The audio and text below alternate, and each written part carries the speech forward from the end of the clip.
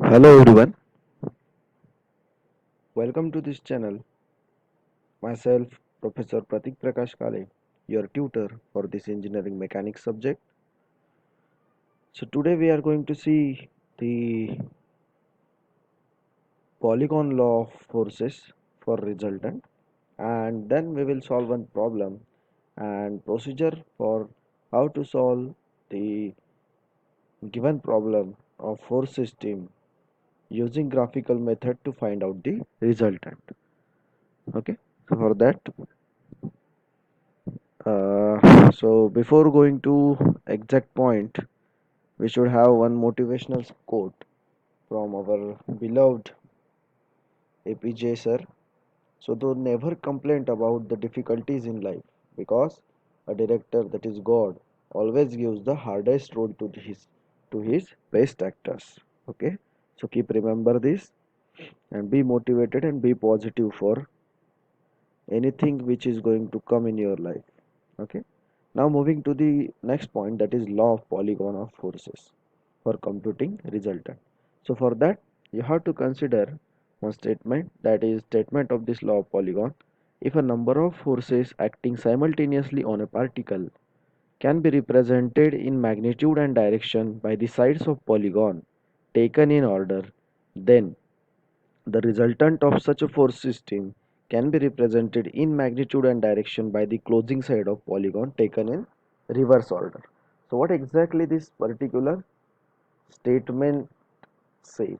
So if this is one particle and on this particle if number of forces are acting,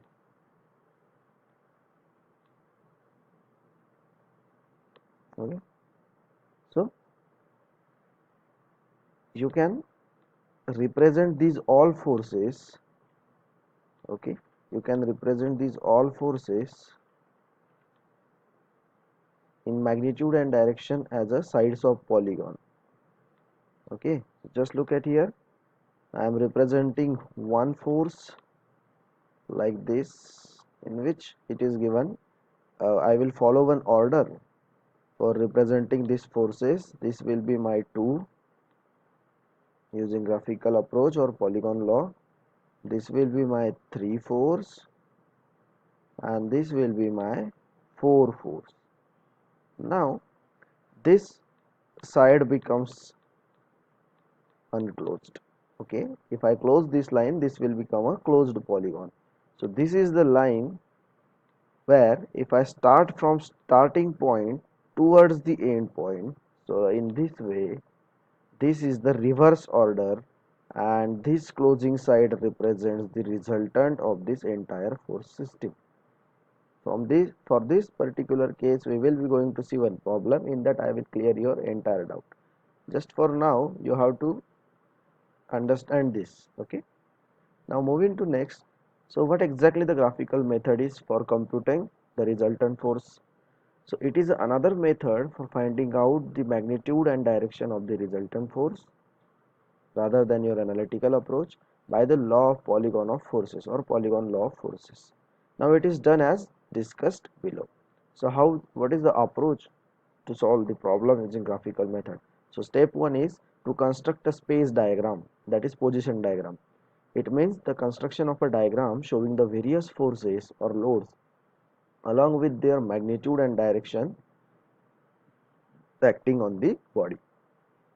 That will be called as a space diagram. Then use of Bose notation. So all the forces in the space diagram are named by using Bose notations, and it is a convenient method in which every force is named by two capital letters, okay, and placed on its either sides. Then in third point or third step we will construct a vector diagram, that is a force diagram, in which we are going to construct a diagram starting from the convenient point. We will choose one convenient point from which we will start drawing each and every force as they are given by taking some suitable scale to each and every force with the given inclination. Okay, and we will take each and every force one by one in particular order with suitable scale. Now the closing side, if there is any closing side remain, Okay, that closing side of the polygon taken in opposite order will give you the magnitude and resultant of the force to the scale, and its direction also will be given by that particular diagram. So for that we have to consider one problem. So consider this first problem. A particle is acted upon by three forces equal to 50 Newton, 100 Newton, 130 Newton along the three sides of an equilateral triangle taken in order. Find graphically the magnitude and direction of the resultant force. So for that you have given this question. So first of all, name the forces according to Gauss notation. So you should have this question figure first. This is your space diagram. Okay, the position diagram of the forces. At which points on this body the forces are acting. That is called as a space diagram.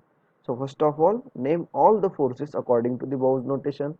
So this is your space diagram. Step 1 is completed. This one is your space diagram, and now you have to follow the second step, that is to provide a Gauss notation. So how will you provide them?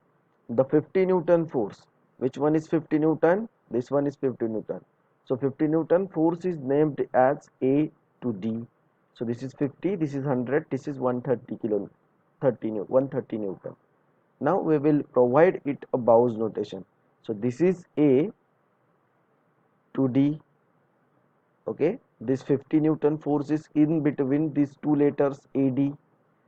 100 Newton force is between two letters BD, and 130 Newton force is in between CD. Okay guys, try to understand. And this is the space diagram. Now we will try to draw a vector diagram. So for that we will choose one reference line, and first force will be from that reference point.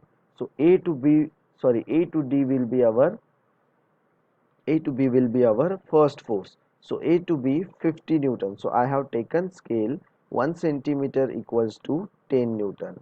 Okay, for drawing these lines, 1 centimeter is equal to 10 Newton. So how much centimeter line you have to draw here for 50 Newton? You have to draw 5 centimeter line, and since it is horizontal, your AB force will be also horizontal. Then you have to draw the line parallel to this 100 Newton. Now you can keep your roller parallel to this 100 Newton, bring it here by rolling it down, and draw one line from B to C like this, and 100 Newton means it should be of length 10 centimeter. Okay guys, so this is your 100 Newton force you have represented in vector diagram. Then similarly for 130 Newton, what you have to do? Keep your roller parallel to this force, bring it here by rolling it up at C point, and stretch one line in the given direction of force of 13 centimeter, and you will get C to D point and 130 Newton force. Now since this polygon has not closed, it has its open side, so if you want its resultant, you can draw the resultant from A to D, means starting point to closing side, taken in opposite order. Your order of drawing was this, anti-clockwise order was there, yes or no? And you have got your resultant value like this. Now you can measure this, it will be 7 centimeter, therefore it will be of 70 Newton magnitude, and you can measure its theta with respect to your initial force. Okay, with the help of D you can measure this inclination. Okay guys, so for better understanding we will try to cover one extra problem. So this is your vector diagram for this problem. So this is the procedure how we have drawn that particular vector diagram. Okay, so this is the procedure of all we have done in our previous problem, as well as according to this procedure you have to follow this procedure for each and every graphical problem of resultant. Now we will take second problem.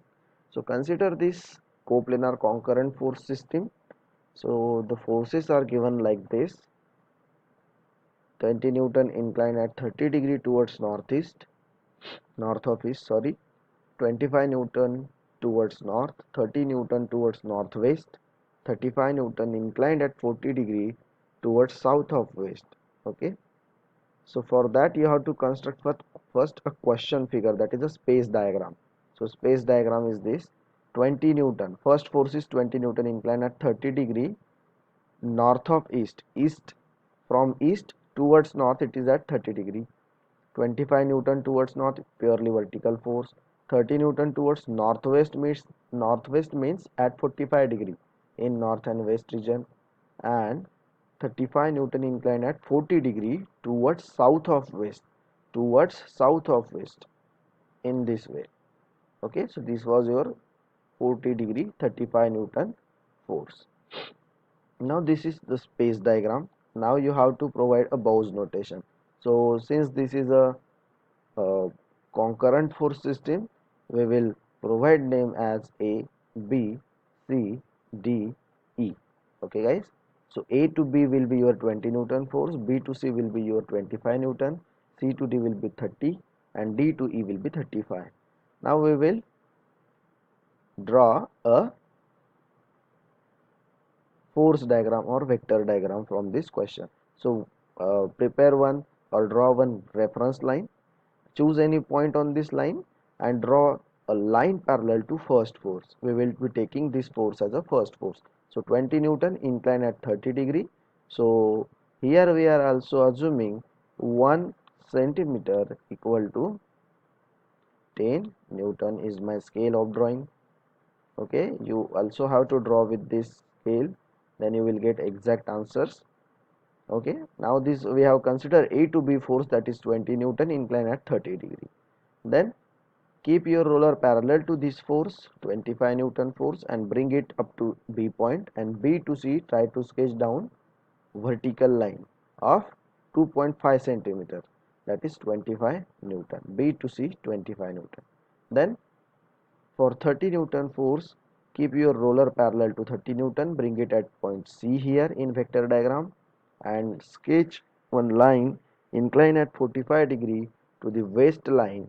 Okay, to this waist line at 45 degree and stretch it down.